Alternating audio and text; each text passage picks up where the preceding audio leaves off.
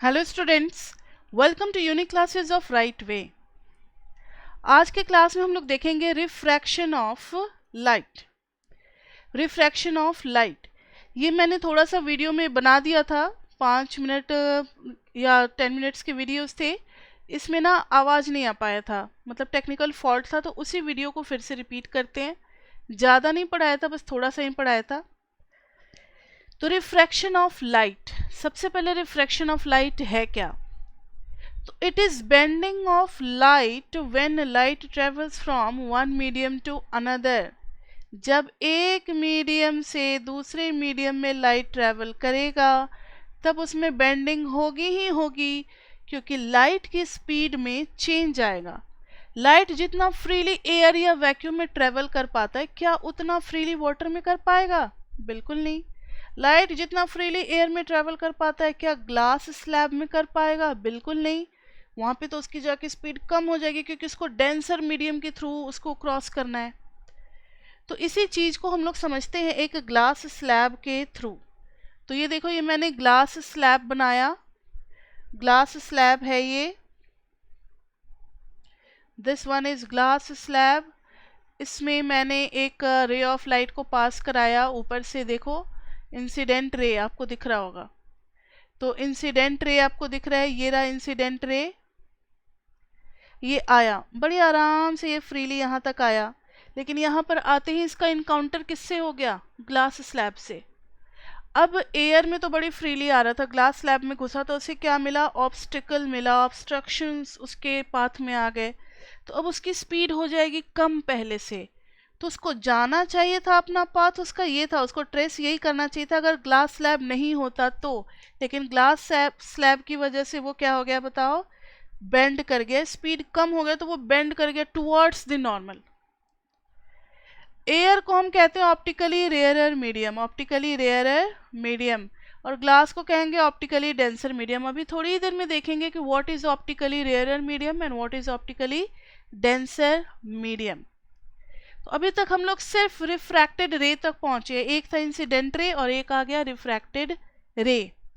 तो जितना angle incident ray ने नॉर्मल के साथ बनाया वो हो गया एंगल ऑफ इंसिडेंस, जितना एंगल रिफ्रैक्टेड रे ने नॉर्मल के साथ बनाया वो क्या हो गया? Angle of refraction. फिर आगे चला ये, इसको मिला एक और normal.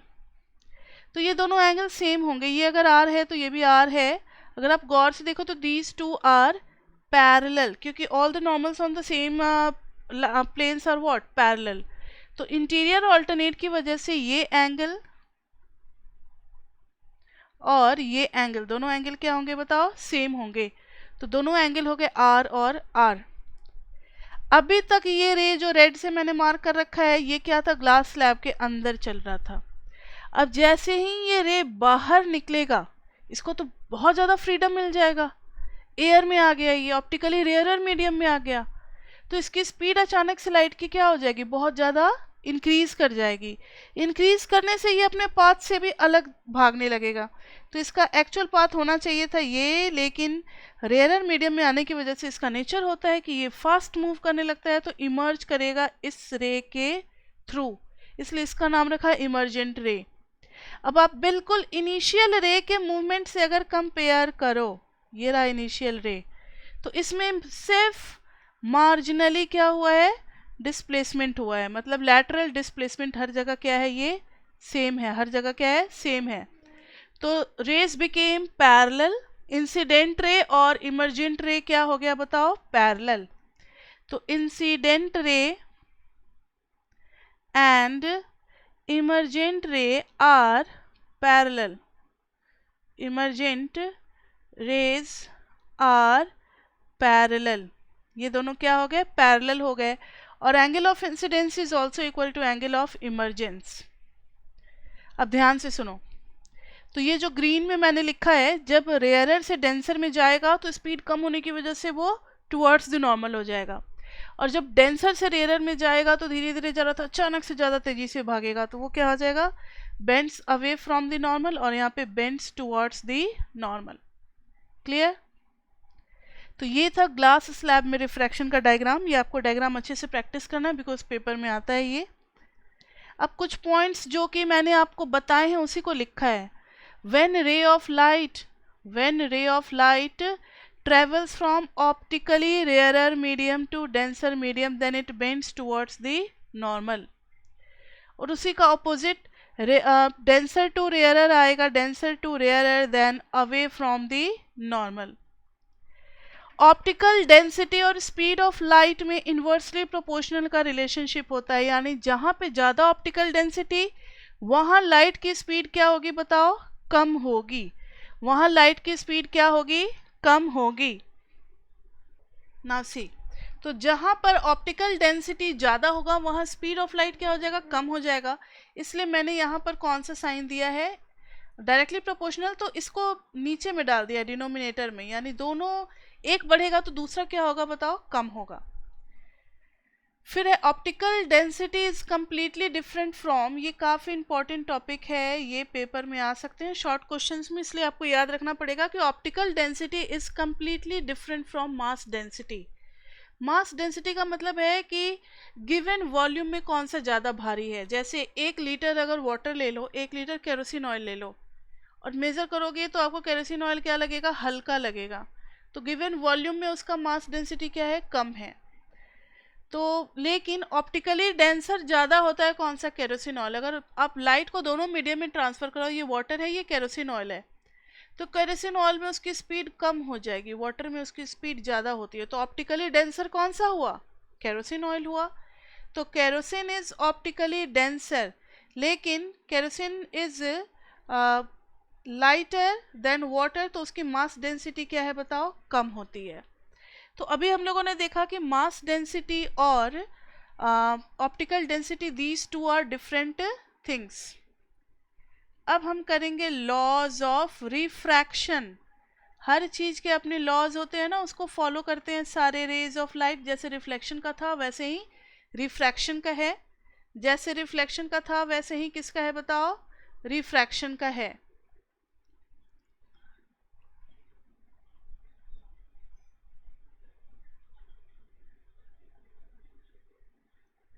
Just a minute.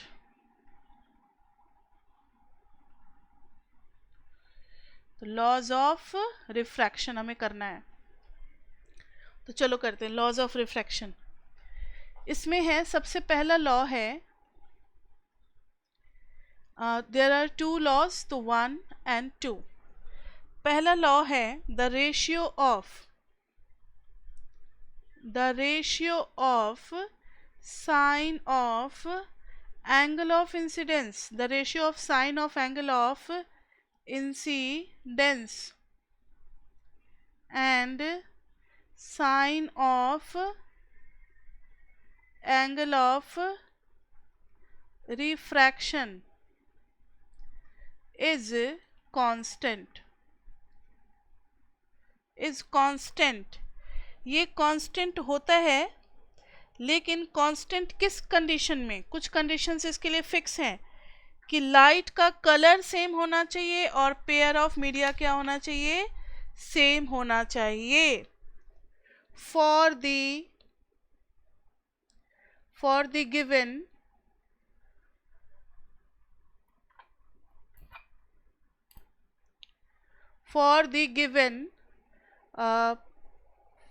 Given color of light and given pair of media. ऐसा नहीं कि किसी बच्चे को मैंने वाटर और केरोसिन दे दिया, किसी को एयर और ग्लास दे दिया, किसी को वाटर और ग्लास दे दिया, तब तो सबका अलग अलग आएगा. तो मीडिया भी सेम होना चाहिए और कलर ऑफ लाइट भी सेम होना चाहिए, क्योंकि हर लाइट की लैब में हो सकता है कि आपको रेड लाइट दे दिया जाए, ब्लू लाइट दे दिया जाए, तो हर लाइट का अपना अलग अलग बेंडिंग होता है, हर लाइट का अपना अलग अलग प्रॉपर्टी होता है. तो given colour of light and given pair of media, ठीक है, तो ये दोनों सेम रखोगे तभी सबका क्या आएगा, sine i by sine r is equal to constant, and this is called Snell's law. पता है इसको क्या कहते हैं, स्नेल्स लॉ कहते हैं. क्या कहते हैं इसको, स्नेल्स लॉ. तो अगर आ जाता है व्हाट इज स्नेल्स लॉ, तो आपको लिखना पड़ेगा कि sine i by sine r is constant for a given color of light and given pair of media. In the case of refraction of light, this is called Snell's law. दूसरा है the incident ray, the refracted ray, the incident ray, the refracted ray and the normal to the interface of two. मतलब जहाँ जहाँ पे उनका encounter होता है, interface of two transparent media at the point of incidence, all lie in the same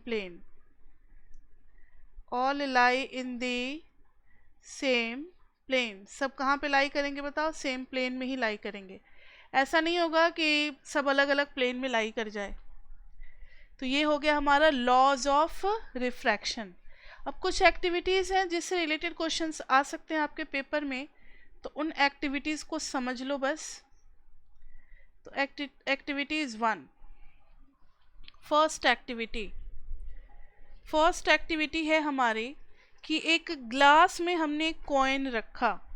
ध्यान से देखो, ये रहा ग्लास, इसमें एक कॉइन रखा और इसमें पानी है यहाँ तक। पानी को दे दो ब्लू कलर, दे दिया वाटर को ब्लू कलर, वाटर है इसमें, कॉइन को ब्लैक बना दिया। अब देखो यहाँ से रे निकल रहा है, रे निकल रहा था। हमने आइस को कहाँ रखा? ऊपर रखा। आइस को कहाँ रखा बताओ? ऊपर रखा है, ये आइस है। अब रेज ऑफ लाइट तो आइस के हिसाब से ऐसे जाना चाहिए था, ध्यान से देखना, ऐसे जाना चाहिए था। लेकिन जैसे ही ये वाटर के सरफेस पे आया, इसमें क्या हो गया बताओ? यहाँ से जब शुरू हुआ,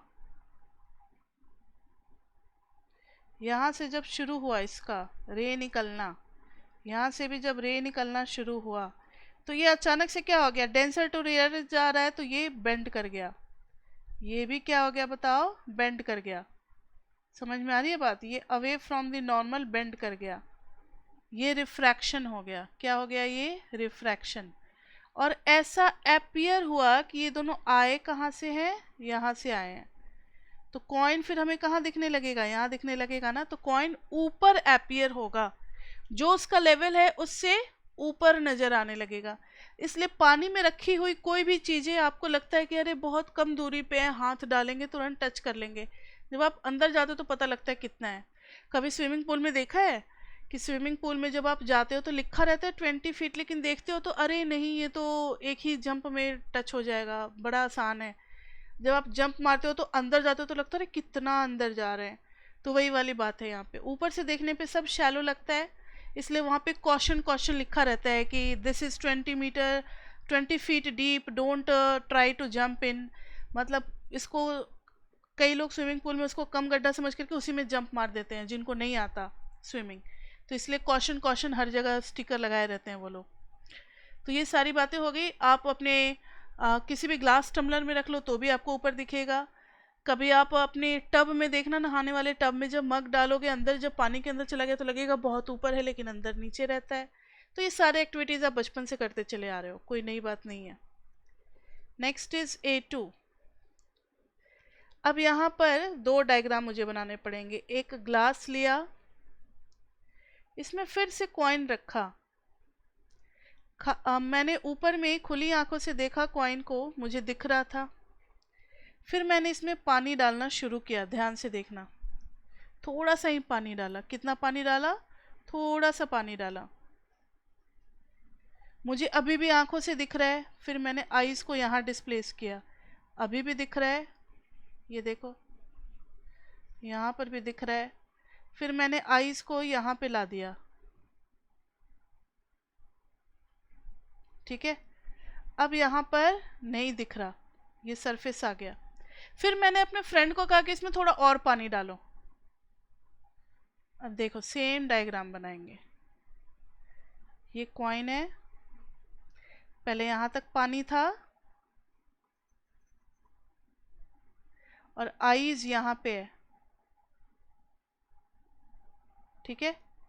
अब थोड़ा सा और पानी डालना उसने शुरू किया। जैसे ही मुझे कॉइन दिखा मैंने कहा स्टॉप। हुआ एक्चुअली में क्या कि यहाँ से जो दो रेज निकले, अब ये पानी के लेवल ऊपर होने की वजह से यहाँ से रिफ्रेक्ट किए और मेरे आंखों तक पहुँच गए, और मुझे अपीयर होगा कि कॉइन क्या है बताओ, ऊपर है। अब आई बात समझ में? मुझे अपीयर होगा कि कॉइन क्या है, ऊपर है। तो जब कोई चीज आपको नहीं दिख रहा था साइड से, मतलब बिल्कुल कॉर्नर पे आकर के, तो आपने पानी डाला तो क्या हुआ, पानी के सरफेस ऊपर होने की वजह से अब रिफ्रैक्शन ज़्यादा पॉसिबल हो गया, ज़्यादा बेंडिंग हो गया, तो वो रेज ऑफ लाइट अब ज़्यादा बेंड करेगा, तो अब हमारे आंखों तक पहुंच गया। तो now we are able to see. इससे यही सब होता है जब आप कहीं जाते हो डॉक्टर वगैरह या प्रिंसिपल के ऑफिस में या कहीं भी, तो ग्लास स्लैब होता है, उसके नीचे जो भी वर्ड लिखा होता है द स्कूल, वो आपको लगेगा 3D में बिल्कुल ऊपर ऊपर उभर करके आ रहा है। तो मोटा सा ग्लास स्लैब होता है, क्या होता है वो, मोटा सा ग्लास स्लैब होता है, उसमें लिखी हुई बातें आपको ऊपर अपीयर होती हैं। तो वहाँ भी यही चीज़ है, रिफ्रैक्शन के थ्रू लगता है कि उसकी डेप्थ क्या हो गई, कम हो गई। जैसे ये चीज़ ऊपर अपीयर हो रहा है, वैसे ये सारे लेटर्स भी क्या होंगे, ऊपर अपीयर होंगे। कभी आप देखना ये करके। तो ये हो गया। अब नेक्स्ट टॉपिक है refractive index. Refractive index of a medium.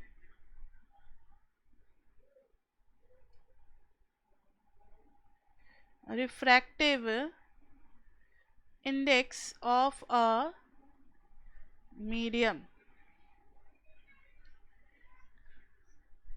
तो रिफ्रैक्टिव इंडेक्स आखिर है क्या? तो इट मेजर्स कि कितना चेंज होगा लाइट के मूवमेंट में। तो it measures the amount of bending, it measures the extent of change in direction of light, extent of change in direction of light when it passes obliquely from one medium to another, from one medium to another, मतलब कितना वो bend करेगा, इसको major करता है refractive index. ठीक है, refractive index को हम लोग किस चीज से मेजर करते हैं, तो लिखते हैं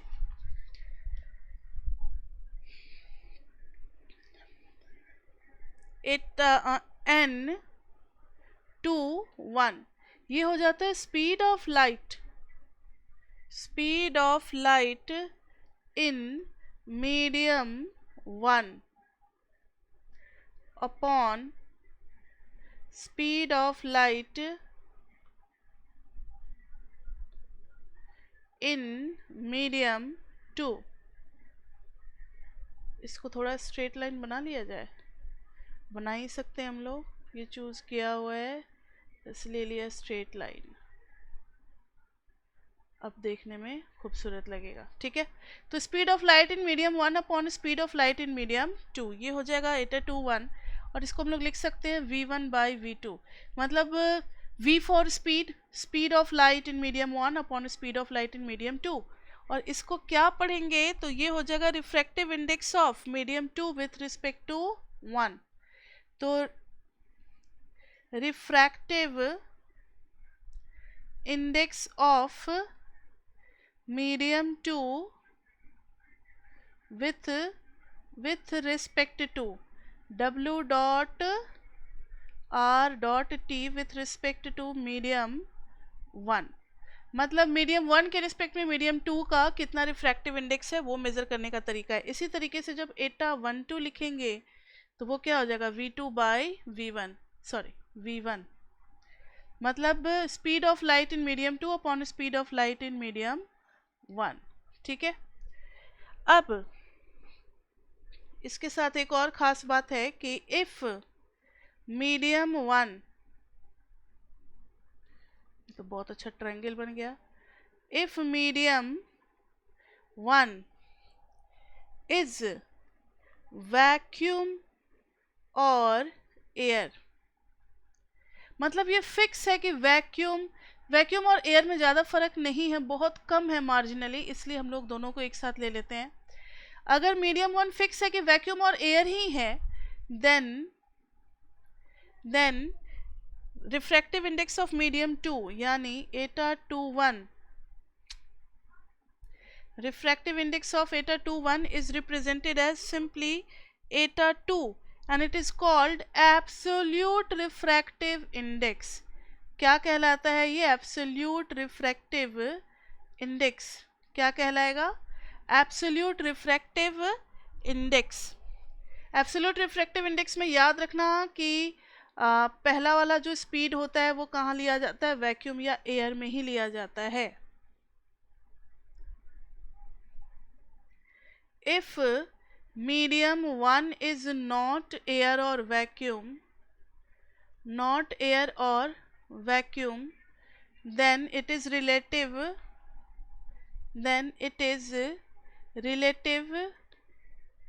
refractive index।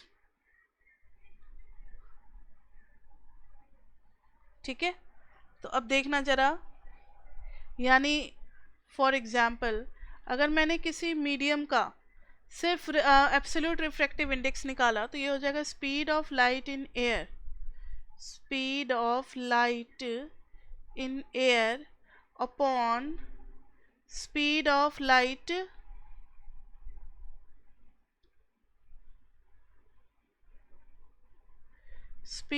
लाइट इन कौन से मीडियम में?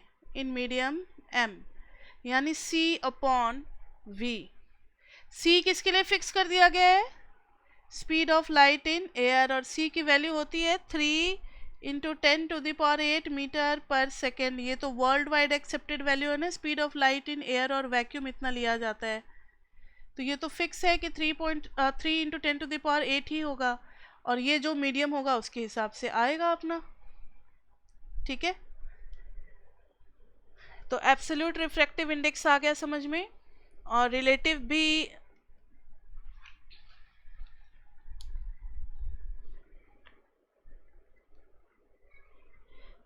भी लगभग समझ में आ चुका है, मीडियम 1 मीडियम 2 इस तरीके से।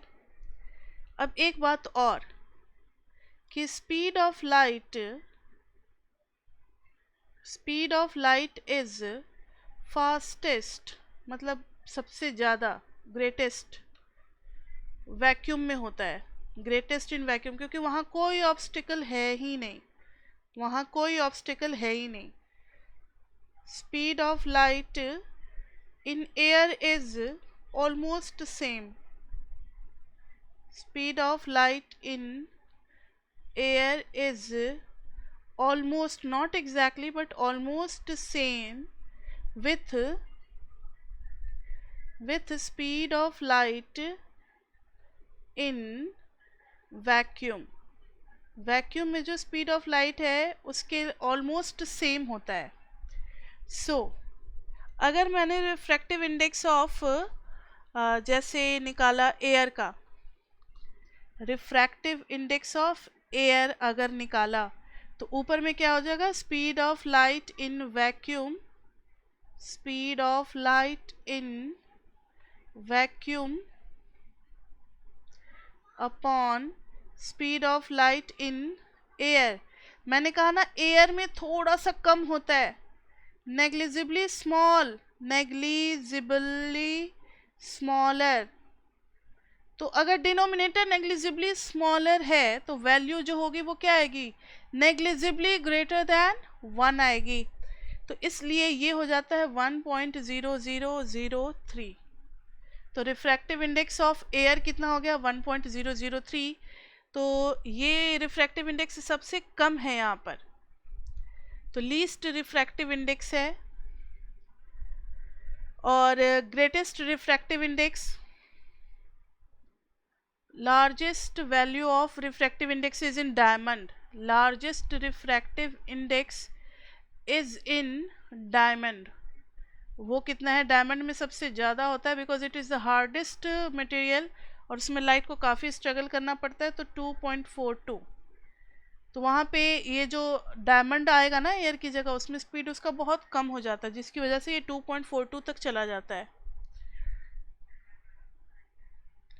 और वाटर का कितना होता है, तो एग्जाम्पल में वाटर का होता है 1.33। What does this mean, it means that 1.33 is equal to 3 into 10 to the power 8 upon speed of light in water। Light in water, तो इससे हम लोग निकाल सकते हैं speed of light in water will be what, speed of light in water. जिस medium का निकालना हो तो लाइट के स्पीड से, मतलब एयर वाले स्पीड को डिवाइड कर देना रिफ्रैक्टिव इंडेक्स से, ये आ जाएगा हमारा। तो ये कितना निकल करके आएगा, जो भी निकल करके आएगा 3.10 to the power 8 upon 1.33। तो डिवाइड तो इसको कर ही सकते हैं, तो जो भी आएगी वैल्यू उसको निकाल करके लिख देंगे, that will B speed of light in water. तो ये एक एग्जाम्पल हो गया।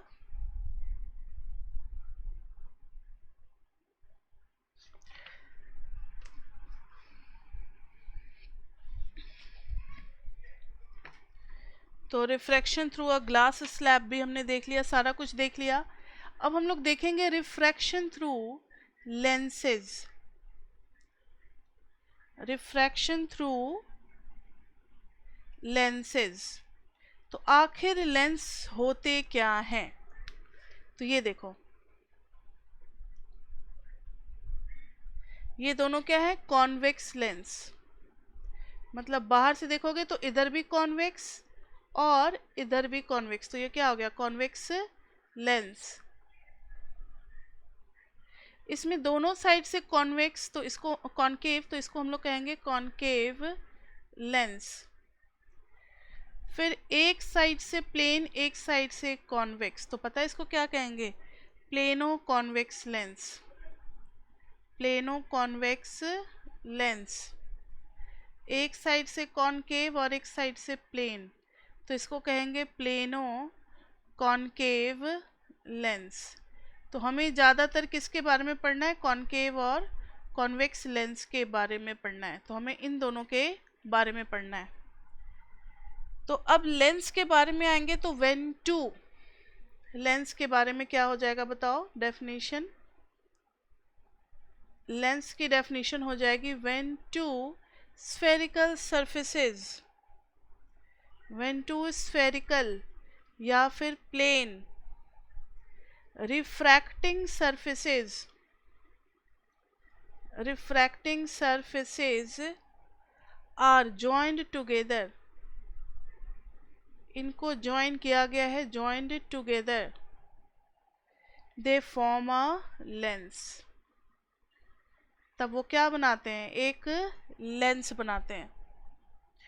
तो लेंस आर जनरली कॉनकेव और कॉन्वेक्स, और ये ट्रांसपेरेंट होता है।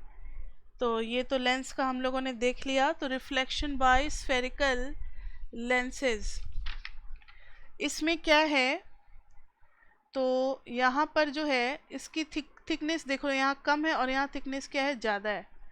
तो यहाँ पर thickness at edge is more, यहाँ पर देखो थिकनेस ज़्यादा है और यहाँ थिकनेस कम है, तो thickness at edge is less than in middle, then in middle, middle में जितना है उससे कम है, यहाँ पर जितना मिडिल में है उससे ज़्यादा है एज पे। अब एक प्रॉपर्टी है, प्रॉपर्टीज ऑफ दोनों को क्या क्या कहा गया है, तो कॉन्वेक्स लेंस को हम लोग कन्वर्जिंग लेंस भी कहते हैं, convex lens as converging lens, और फिर concave lens as diverging lens. घबराओ नहीं, इसका इमेज फॉर्मेशन आज हम लोग नहीं करेंगे, आज सिर्फ थोड़ा सा बस डायग्राम देखते हैं। मान लो ये लेंस है,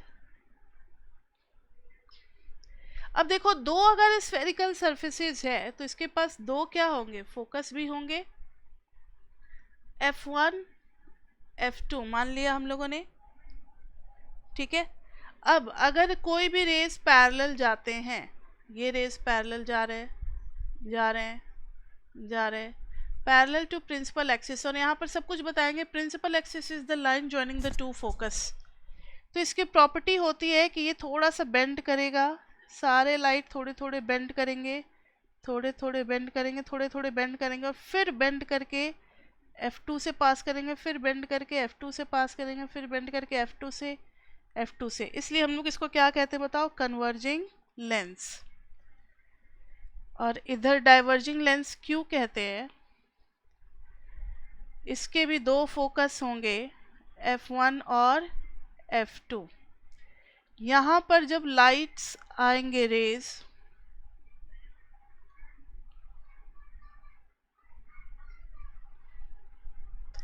तो देखना जरा, ये इस तरीके से रिफ्रैक्ट होंगे, जैसे ये इसी F से जा रहे हो, ये भी इस तरीके से रिफ्रैक्ट होंगे जैसे ये इसी F से जा रहे हो, या ये भी इस तरीके से रिफ्रैक्ट होंगे जैसे ये इसी F से जा रहे हो, ये भी इसी तरीके से रिफ्रैक्ट होंगे जैसे ये इसी F से जा रहे हों। तो ये F क्या हो गया हमारा, और देखो सारे रेज क्या हो गए, डाइवर्ज नहीं कर रहे हैं, rays diverges when emerges through a lens, यहाँ पे rays converges when emerges through a lens, इसलिए हम लोग इसको कन्वर्जिंग लेंस कहते हैं और उसको क्या कहते हैं बताओ, डाइवर्जिंग लेंस। और प्रिंसिपल एक्सिस क्या होता है,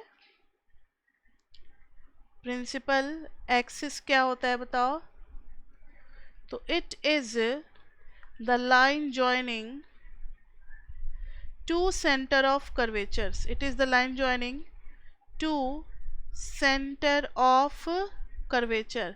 अब टू सेंटर ऑफ कर्वेचर्स बोलो या फिर टू फोकस बोलो, बात क्या है, एक ही है, बात एक ही है।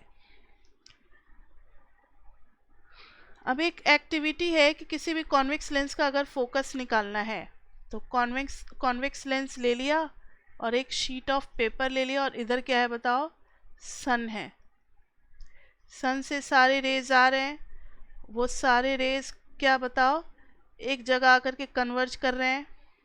और अगर आपको ब्राइट स्पॉट दिख जाए, ब्राइट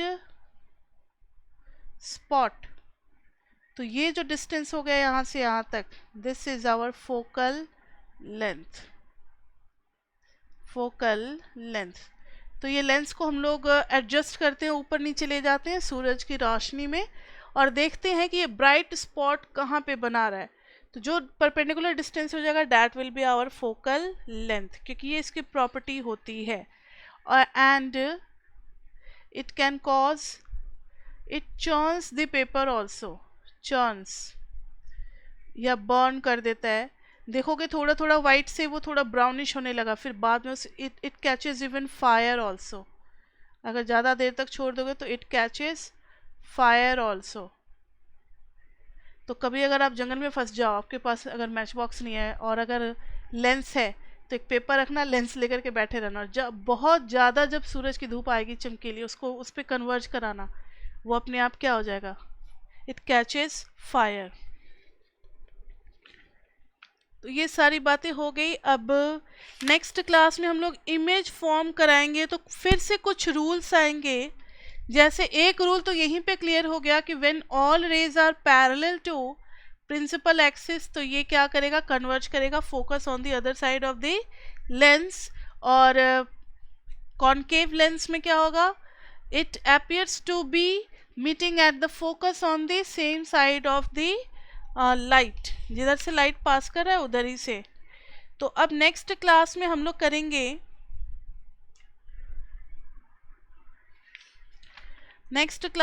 करेंगे, इमेज फॉर्मेशन। तो next class will be our class 4th no class 5th, जिसमें करेंगे image formation by lens. Image formation by lens, तो लेंस का इमेज फॉर्मेशन, ठीक है। तो कुछ रूल्स हैं, उस रूल्स को पहले पढ़ेंगे, उसके बाद से दोनों में हम लोग इमेज फॉर्म करेंगे, फिर लेंस फॉर्मूला आएगा, मैग्निफिकेशन आएगा, फिर उसके हम लोग न्यूमेरिकल्स भी करेंगे। तो अब हार्डली 1 या 2 क्लास में अब हमारा ख़त्म हो जाएगा लाइट चैप्टर। तो चलो फिर मिलते हैं अब हम लोग अपने नेक्स्ट वीडियो में।